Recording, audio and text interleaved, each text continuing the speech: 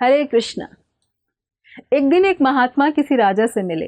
राजा ने कहा कि महाराज सदुपदेश कीजिए। तो महात्मा ने कहा कि सदुपदेश का तो स्वरूप यही है कि राज्य का अभिमान छोड़िए, सेवक भाव लाइए और भजन पारायण रहिए, क्योंकि भोगों में सुख नहीं है। राजा ने कहा कि महाराज मैं बहुत विचार करता हूँ, किंतु क्या करूं, ये माया मुझे पकड़े हुए है, छोड़ती ही नहीं। अगले दिन महात्मा राजा के साथ टहलने के लिए निकले और एक आम के पेड़ को कसकर पकड़ लिया और बोले, महाराज सैनिक बुलवाइए, मुझे मुक्त करवाइए। इस पेड़ ने मुझे पकड़ लिया है महाराज, मुझे मुक्त करवाइए। राजा बोले, महाराज आप तो ज्ञानी महात्मा हैं, ये तो जड़ पेड़ है, ये आपको कैसे पकड़ सकता है, आपने खुद इसे पकड़ रखा है। महात्मा बोले, समझ में आ रहा है। राजा बोला, स्पष्ट है महाराज, आप चैतन्य हैं, पेड़ जड़ है, जड़ आपको कैसे पकड़ सकता है। महात्मा बोले, ऐसे ही जड़ माया आपको नहीं पकड़ सकती, आपने इस माया मोह को पकड़ रखा है। इसी तरह हम सबने भी माया मोह को खुद पकड़ रखा है। पर क्यों? क्योंकि हमें उसमें सुख दिखता है। एक बार एक बंदर को मर्तबान मिला, उसमें कुछ चने के दाने थे। उसने चने खाने के लिए उसके अंदर हाथ डाला और चने पकड़कर बाहर हाथ निकालने लगा, लेकिन ये क्या, हाथ में चने होने के कारण मुट्ठी बंद थी और बंद मुट्ठी मर्तबान के छोटे से मुंह से बाहर नहीं आ सकती थी। अब बंदर परेशान, कभी छोड़ता कभी उठाता, कभी छोड़ता कभी उठाता।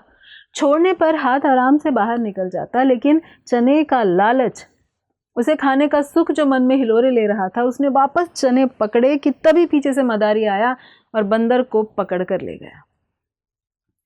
इसी तरह हम सभी इस शरीर में सुख देखते हैं। शरीर यानी इंद्रियां अलग अलग, कुछ अच्छा देखेंगे, वही अच्छी पिक्चर, कुछ अच्छा खाएंगे, कितना सुंदर संगीत है, वाह मज़ा आ गया, कितना कमाल का स्पर्श, कोमल स्पर्श। अलग अलग इंद्रियों के अलग अलग सुख।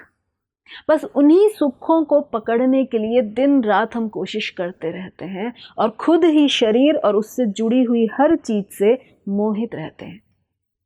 क्योंकि अगर भगवान हमें फंसाते तो सबको कोई एक चीज़ में फंसाते, पर ये हमारा अपना किया धरा है, क्योंकि हर किसी की आसक्ति अलग होती है। एक आदमी मांस खाता है, बहुत आनंदित होकर उस गली से जाएगा, नकद पैसे देकर ताज़ा कटवा कर लाएगा और खाएगा। वहीं जो भगवत मार्ग के पथिक हैं, जो नहीं खाते, वो उस गली में जाते हुए घृणा करेंगे, नाक मुंह से कोड़ेंगे। एक व्यक्ति बड़े संयम से, पवित्रता से एक मार्ग से जाना नहीं चाहेगा, शराब नहीं पिएगा, वहीं दूसरा लूटपाट करेगा, चोरी करेगा, डाका डालेगा, छीना झपटी करके वहां जाता है, पीता है, खाता है।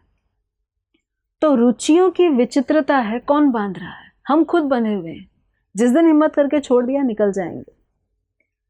नंदोत्सव में जन्माष्टमी के अगले दिन दही हांडी का खेल कुछ स्थानों पर होता है, जिसमें बड़े बड़े धनवान लोग दही हांडी लगवाते हैं और फिर उस पर इनाम भी रखते हैं। कहीं कहीं पर 1 लाख, कहीं कहीं पर 5 लाख, कहीं 10 और 20 लाख के भी इनाम होते हैं। जो ले ले वो विजयी। उसमें कुछ 10-11 लोगों की एक टीम होती है और एक के ऊपर एक चढ़कर मटकी को फोड़ने की वो लोग कोशिश करते हैं। लेकिन अब यहाँ एक ट्विस्ट भी होता है कि कई स्थानों पर ऐसा भी होता है कि जिसने वो इनाम रखा है वही ऐसा करता है कि लोग इनाम ना ले पावे, उसके लिए उनके ऊपर कभी दही, कभी घी, कभी पानी लगातार डलवाता रहता है सबके ऊपर। तो बार बार लोग फिसलते रहते हैं और जो चढ़ जाते हैं वो जीत जाते हैं, वो संपत्ति प्राप्त कर लेते हैं। खेल है। ऐसे ही भगवत भक्ति, भगवत प्राप्ति बहुत ऊंचाई पर बांध दी गई। भगवान का खेल, हम सब उसे पाने के लिए नीचे खड़े रहते हैं और उसके बाद शब्द, स्पर्श, रूप, रस, गंध, काम, क्रोध, लोभ, मोह, मद, मात्सर्य रूपी दही और घी, इन सब की फिसलन हमारे ऊपर डाली गई बार बार। अब चढ़ के दिखाओ। फिसलन डालने वाला वही जिसने इनाम रखा है। कुछ चढ़ जाते हैं, अधिकतर फिसल जाते हैं, और हारे नहीं, प्रयास करते रहे। चाहे मोह कहिए, माया कहिए या कुछ और। प्रश्न इसीलिए है कि हम आध्यात्मिक मार्ग में, भक्ति मार्ग में आगे बढ़ना चाहते हैं, लेकिन बढ़ नहीं पाते। कभी मोह माया है तो कभी कुछ मुश्किलें, कुछ प्रतिकूलता। और यदि जीवन में माया मुश्किलों और प्रतिकूलता के रूप में आए ना, तो याद रखिएगा कि प्रत्येक पौधे को पनपने के लिए एक विशिष्ट जलवायु की आवश्यकता होती है। और भक्ति की भावना प्रतिकूलता की जलवायु में शीघ्र फलती फूलती है, शीघ्र पनपती है जब चारों ओर प्रतिकूलता होती है। यानी भक्त के लिए ये एक शुभ लक्षण है। इसलिए कहा भी गया कि सुख के माते सिल परे, नाम हृदय से जाए, बलिहारी उस दुख की जो पल पल नाम रटाए। क्योंकि ये तो वो संसार है जहाँ श्री कृष्ण को भी भरी सभा में 100 गालियां पड़ती हैं। ये वो संसार है जहाँ अपने ही घर में भरतवंश की मर्यादा अपनों के सम्मुख नष्ट होती है। तो ये ऐसा संसार है, यहाँ किसने सुख पाया है? तो एक तरह से तो ये माया इस संसार से हमारा वैराग्य ही करवाती है कि संसार में मत रहो, भगवान के पास जाओ, नाम जपो, भक्ति करो। तो जब तक सुख सुख लगे और दुख दुख लगे तो वो ज्ञान है, किंतु जब सुख सुख और दुख में आनंद की अनुभूति होने लगे तो वो भक्ति है। और जब सुख भी कृपा और दुख भी कृपा का ही अनुभव दे तो वो भक्ति की अपार शक्ति है। धन्यवाद। हरे कृष्ण।